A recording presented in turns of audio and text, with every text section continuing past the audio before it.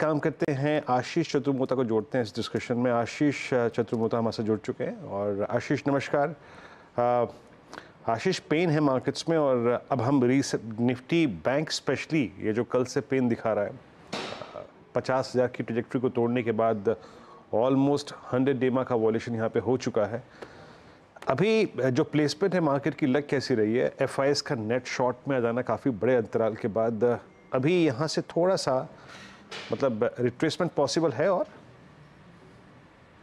वीरेंद्र, तो देखिए बाजार में थोड़ा सा नर्वसनेस जरूर बनी हुई है और हम देख रहे हैं कि बाजार ने एक गैप डाउन पिछले एक हफ्ते पहले करीब 2 से 3 बार गैप डाउन क्रिएट किया और उसके बाद अभी तक 24,500 का जो एक लेवल था उसको बाजार ने ब्रेक नहीं किया। और साथ ही साथ एफआईआईस की सेलिंग के नंबर्स हम कंटिन्यूसली देख रहे हैं। बट इसके बाद भी एक सिल्वर लाइनिंग जो बाजार में हमें नजर आती है, एक सबसे पहली बात जो म्यूचुअल फंड्स है उनके पास आज की डेट में करीब करीब 1,60,000 करोड़ का कैश इस समय पर पे अवेलेबल है। और ये कैश कंटिन्यूसली जैसी थोड़ी भी डिप बाजार में देखने को नजर आती है, ये कैश इस बाजार को सपोर्ट करता है, डिप्लॉयमेंट शुरू होता है म्यूचुअल फंड्स के थ्रू।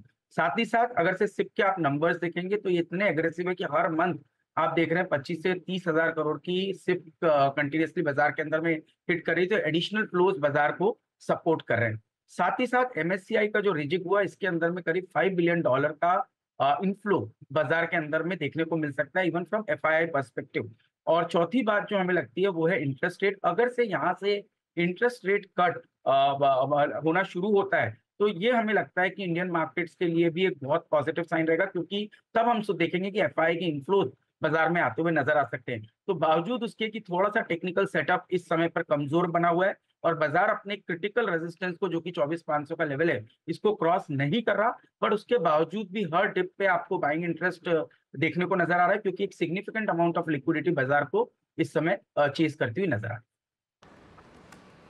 ओके आशीष, गुड मॉर्निंग। मार्केट की सबसे बड़ी दिक्कत एचडीएफसी बैंक और इवन आज तो आईसीआईसीआई बैंक, यहाँ पर आपके हिसाब से क्या हो रहा है? क्यों बाइंग नहीं आ रही लोअर लेवल्स पर?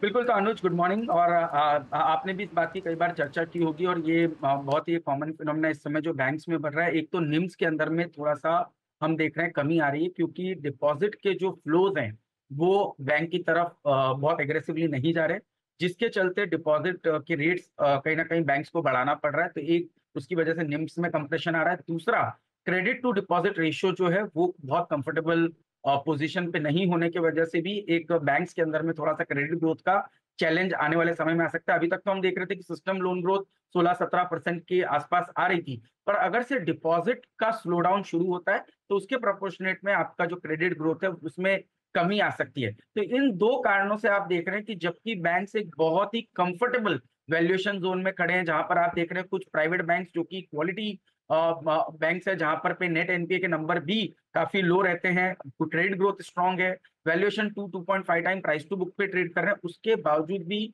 हम नहीं देख रहे हैं कि कोई सिग्निफिकेंट अमाउंट ऑफ लिक्विडिटी इस समय बैंक्स को चेस कर रही है।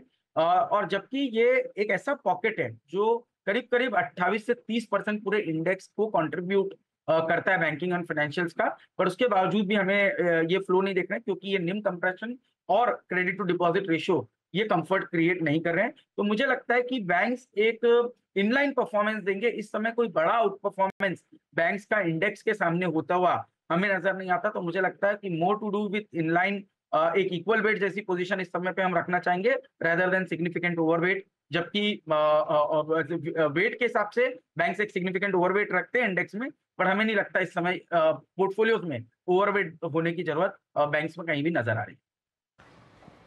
ओके, अच्छा आशीष जी, एक चीज़ बताइएगा, कहाँ कहाँ पे आप लोगों ने अपने आप को एवरेज आउट किया? अगर मैं रिसेंट हाई से कंपेयर करूँ, इंडेक्स निफ्टी करीब 1000 पॉइंट है, कहीं कहीं पर तो लिक्विडेशन काफ़ी हुआ है। कहाँ कहाँ पे एवरेज आउट किया आप लोगों ने अपने आप को इस वक्त? बिल्कुल, तो वीरेंद्र देखिए, हमने इसकी चर्चा भी कई बार शोज पे की थी। तो हम कुछ एग्री थीम पे काफी पॉजिटिव रहे, जहां पे हमें लगता है कि एक रूरल पे जो काफी फोकस गवर्नमेंट का आता हुआ नजर आ रहा है, साथ ही साथ एक सिग्निफिकेंट हीट वेव के बाद अब कहीं ना कहीं एक अच्छे मानसून की एक्सपेक्टेशन बनी हुई है। और एक लंबे समय के अंडर परफॉर्मेंस के बाद इस पूरे सेक्टर में भी एक ट्रेंड बनना शुरू हुआ है। तो चाहे आप उसमें एफएमसीजी लीजिए, कंजम्पशन लीजिए, एग्रोकेमिकल स्पेस लीजिए, या 2 व्हीलर, 3 व्हीलर या एंट्री लेवल 4 व्हीलर की जो कंपनीज है उनको देखिए, तो ये सब बड़े बेनिफिशियरी हैं इस रूरल इकोनॉमी के थीम को ध्यान में रखते हुए, और इन पे हमने हमारी पोजीशंस को बढ़ाया है। इनके अंदर में हमने हमारी पोजीशंस को एवरेज आउट भी किया है, और साथ ही साथ कुछ जो हाई बीटा स्पेस थे जहां पे वैल्यूएशन एक बहुत सिग्निफिकेंट लेवल पे चलेगा और जहां हम भी काफी समय से बहुत बुलिश रहे और हमने काफी अच्छा वहां पर पैसा भी बनाया, जैसे कि डिफेंस, जैसे कि रेलवेज। इस स्पेस से हमने हमारी पोजीशन को काफी हद तक कम कर लिया और इसको हमने स्विच किया है टुवर्ड्स एग्रोकेमिकल और जैसे मैंने कहा कि रूरल बेस्ड थीम के अंदर। ऑलराइट, बहुत बहुत शुक्रिया आशीष हमारे साथ जुड़ने के लिए आज और हमसे बात करने के लिए। चलिए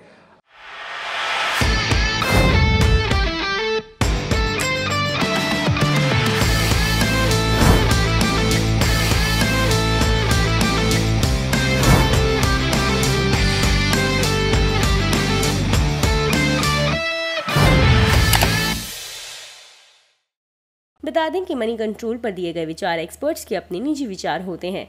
वेबसाइट या मैनेजमेंट इसके लिए उत्तरदायी नहीं है। यूजर्स को मनी कंट्रोल की सलाह है कि कोई भी निवेश निर्णय लेने से पहले सर्टिफाइड एक्सपर्ट की सलाह लें।